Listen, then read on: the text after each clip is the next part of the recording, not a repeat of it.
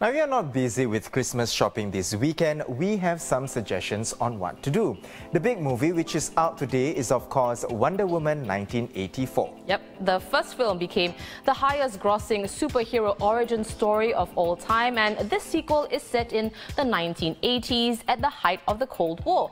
It sees Gal Gadot's character, Diana Prince or Wonder Woman, face off against two new villains played by Pedro Pascal and Kristen Wiig.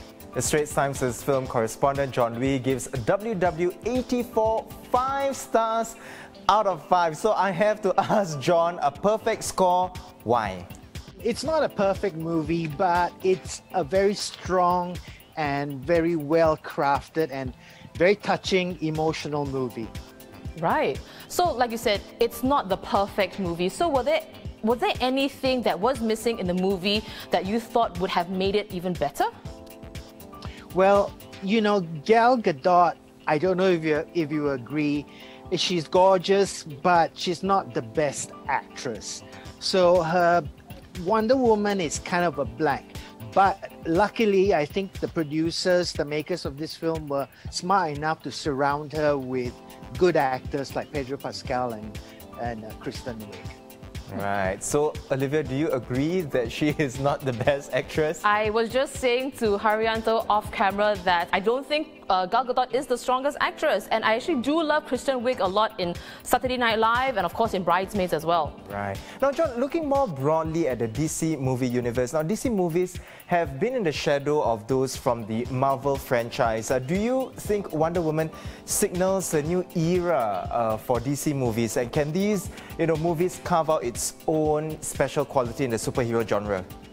Yeah, I think since the Christopher Nolan Batman films, DC movies, Aquaman, Justice League, Superman, they've all been trying to find their footing.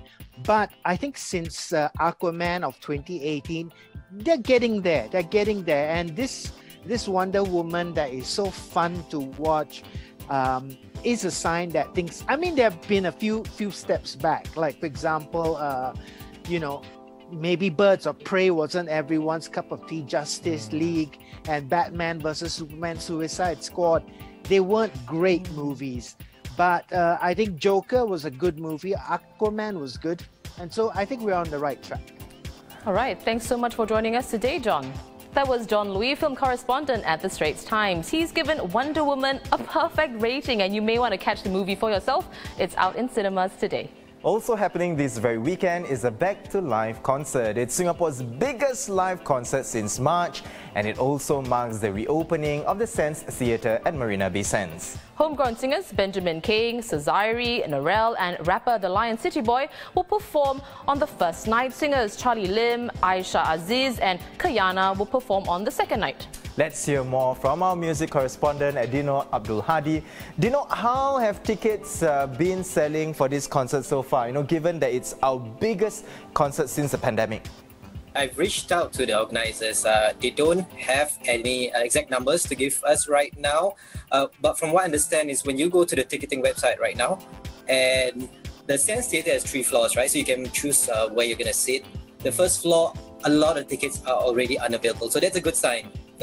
So it looks like, the fans of Charlie Lim, fans of Benjamin King, fans of Sazari, and the other singers who are playing, they're coming through. They're buying the tickets. Yeah. That's really good to hear. But from a musician's point of view, Dino, how does it feel to perform in front of 500 people in a venue that is meant for more than 2,000 people?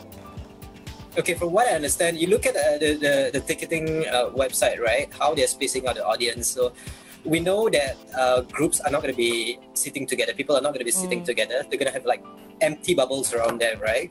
So it will still kind of look like the hall is filled up because the fans are going to be sitting on the first level, or the second level, and the third level. It's just that there's space in between them. So I think instead of if there's only 500 people and you put them all on the first floor, it will look like there's a lot of empty space on the second and third floor and all around them. But you space them around like that, I think it looks pretty good from stage. But one thing I tell you, I've performed on stage before, and when the lights are shining on you, the lights is usually off on the audience itself. You can't really see the audience. You can't tell. You can hear them.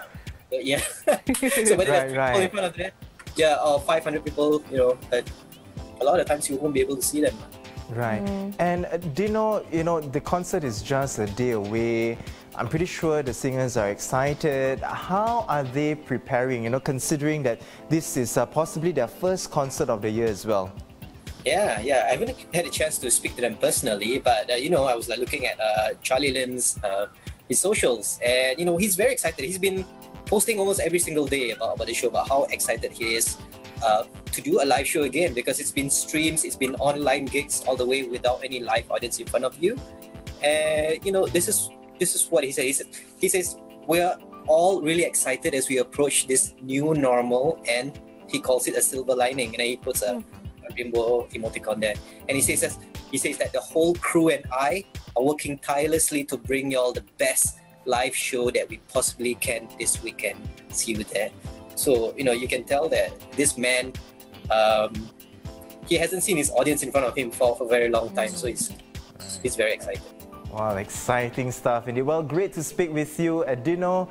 Now we've been speaking to music correspondent Dino Abdul Hadi. And of course, you know, the Back to Life concert is happening tomorrow and on Saturday. You can check the tickets out at the Marina Bay Sands website.